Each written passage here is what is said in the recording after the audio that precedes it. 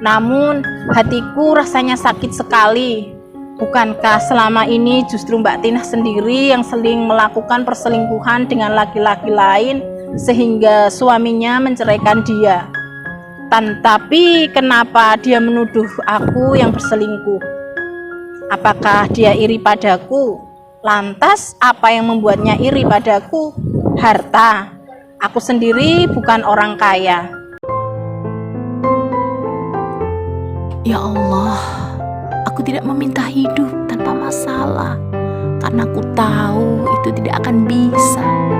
Aku hanya meminta hati yang sabar, hidup yang sehat, dan iman yang istiqomah, agar aku bisa kuat dan tabah dalam menjalani kehidupan.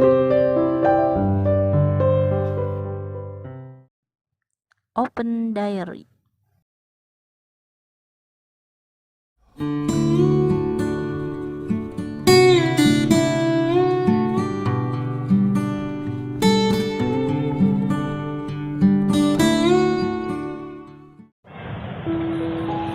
Assalamualaikum warahmatullahi wabarakatuh. Halo Elin Story Lovers, apa kabar kalian hari ini? Pada kesempatan kali ini saya akan membawakan sebuah kisah yang dikirim oleh Mbak Putri di Jogja. Ada istilah pagar mangkok lebih kuat dari pagar tembok. Istilah tersebut memang sangat tepat ketika diterapkan dalam kehidupan bermasyarakat. Kita harus saling menghormati dan saling rukun dengan tetangga. Jika kita memiliki banyak makanan, tidak ada salahnya berbagi dengan tetangga. Dalam Islam pun kita disuruh untuk berbuat baik pada tetangga, baik yang dekat maupun yang jauh, sebagaimana perintah Allah Subhanahu wa Ta'ala yang tertulis dalam surah An-Nisa ayat 36 yang artinya, dan sembahlah Allah dan janganlah kamu mempersekutukannya dengan sesuatu apapun, dan berbuat baiklah kepada kedua orang tuamu, kerabat karib, anak-anak yatim, orang miskin, tetangga dekat dan tetangga jauh, teman sejawat, ibnu sabil, dan hamba sahaya yang kamu miliki. Sungguh Allah tidak menyukai orang yang sombong dan membanggakan diri.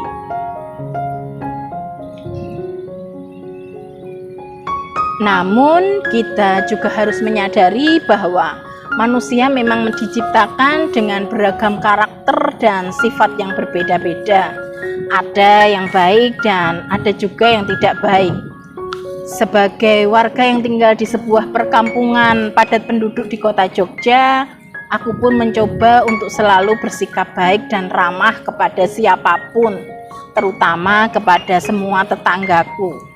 Namun demikian, meskipun kita sudah berbuat baik, terkadang masih ada juga tetangga yang bersikap tidak baik kepada kita.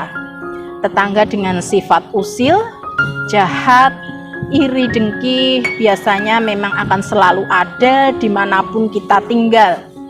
Seperti kejadian yang pernah aku alami. Diary. Sejak kecil sampai aku berumah tangga, aku masih tinggal di kampung tempat kelahiranku. Hanya saja saat ini aku tinggal di rumah suamiku karena suamiku kebetulan juga tetangga rumahku. Aku orangnya ramah dan supel, sehingga temanku juga banyak, baik teman laki-laki maupun teman perempuan. Hingga suatu ketika ada berita kurang sedap yang beredar di kampungku, di mana aku diberitakan selingkuh dengan Mas Farid, tetanggaku yang juga teman mainku sejak kecil. Sementara Mas Farid sendiri juga mempunyai istri. Aku sendiri juga kenal baik dan akrab dengan istrinya Mas Farid. Katanya aku ada affair dengan Mas Farid karena aku terlihat sering ngobrol bareng dengan Mas Farid. Diary. Sumber berita itu ternyata dari Mbak Tinah, tetanggaku yang juga kebetulan adalah temanku sejak kecil. Entah ada masalah apa Mbak Tinah denganku, sampai tega memfitnahku seperti itu. Sementara aku sendiri tidak mempunyai masalah apapun dengan Mbak Tina. Bahkan Mbak Tina sendiri bilang akan melaporkan isu kasus perselingkuhanku dengan Mas Farid ke pihak polisi. Diary, aku pun menceritakan isu itu pada suamiku. Suamiku pun kaget, namun dia sendiri bilang jika memang Mbak Tina akan melaporkan ke polisi, biarkan saja. Lagian, dia juga tidak punya bukti apapun soal fitnah yang dia sebarkan. Tidak jauh beda dengan reaksi suamiku. Mas Farid pun kaget saat aku ceritakan padanya bahwa kami diisukan selingkuh. Kok bisa? Kata Mas Farid heran campur kaget. Dan sama seperti suamiku, Mas Farid pun bilang jika Mbak Tina akan melaporkan ke polisi, biarkan saja, karena tidak ada bukti apapun, karena kami memang tidak ada affair dan tidak pernah selingkuh. Namun hatiku rasanya sakit sekali. Bukankah selama ini justru Mbak Tina sendiri yang sering melakukan perselingkuhan dengan laki-laki lain sehingga suaminya menceraikan dia? Tapi kenapa dia menuduh aku yang berselingkuh? Apakah dia iri padaku? Lantas apa yang membuatnya iri padaku? Harta. Aku sendiri bukan orang kaya, banyak teman. Bisa jadi karena aku orangnya supel, temanku banyak, sementara Mbak Tina orangnya kaku sehingga temannya tidak banyak. Diary, akhirnya aku hanya pasrah kepada Allah Subhanahu wa Ta'ala. Dalam setiap sujudku aku selalu berdoa agar fitnah ini segera berakhir. Diary, selang 2 bulan setelah awal adanya fitnah itu, Mbak Tina sakit keras dan dia pun sempat minta maaf padaku melalui WA.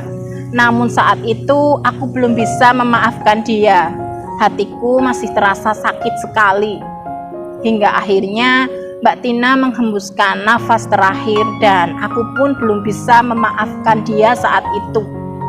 Suamiku kebetulan bekerja sebagai pemulasaran jenazah di sebuah rumah sakit. Dan saat suamiku diminta pihak kampung untuk mengurus jenazah Mbak Tina, dia pun menolaknya karena masih menjaga perasaanku yang menjadi korban fitnah Mbak Tina. Dan warga kampung pun bisa memaklumi hal itu dan akhirnya meminta bantuan dari rumah sakit lain. Diary, setelah 40 hari meninggalnya Mbak Tina, aku bermimpi saat itu aku sedang duduk di depan rumahku dan melihat Mbak Tina lewat di depan rumahku dengan mengenakan baju compang-camping, dan dia berkata padaku dalam bahasa Jawa, "Aku ngelak tenan," atau "aku haus sekali." Diary, aku pun seketika terbangun dari tidurku. Keesokan harinya aku menceritakan mimpi itu pada kakak perempuanku, Mbak Tari. Menurut Mbak Tari ada 2 kemungkinan tafsir dari mimpi itu. Pertama, kemungkinan keluarga Mbak Tina kurang mendoakannya, dan yang kedua mungkin karena belum mendapat maaf dariku. Jujur, aku memang belum bisa memaafkan Mbak Tina yang telah memfitnahku berselingkuh dengan Mas Farid. Rasa sakit di hatiku masih belum sembuh, dan entah mengapa beberapa malam berikutnya aku sering mengalami mimpi yang sama. Hingga akhirnya Mbak Tari minta aku untuk memaafkan Mbak Tina agar tidak diganggu mimpi itu lagi. Akhirnya aku pun mencoba untuk memaafkannya. Lagian orangnya juga sudah meninggal dunia. Dan aku pun berucap, "Aku sudah memaafkanmu dan jangan ganggu aku lagi." Dan setelah itu aku sudah tidak pernah bermimpi bertemu Mbak Tina lagi. Demikian sebuah kisah yang dikirim oleh Mbak Putri di Jogja. Terima kasih Mbak Putri yang sudah berkenan membagikan kisahnya di Elin Story. Nah, buat kalian yang mempunyai kisah yang serupa dengan kisahnya Mbak Tina atau mempunyai pengalaman hidup yang tidak bisa kalian lupakan sepanjang hidup kalian, silahkan kalian kirim di elins.story@gmail.com. Terima kasih. Wassalamualaikum warahmatullahi wabarakatuh.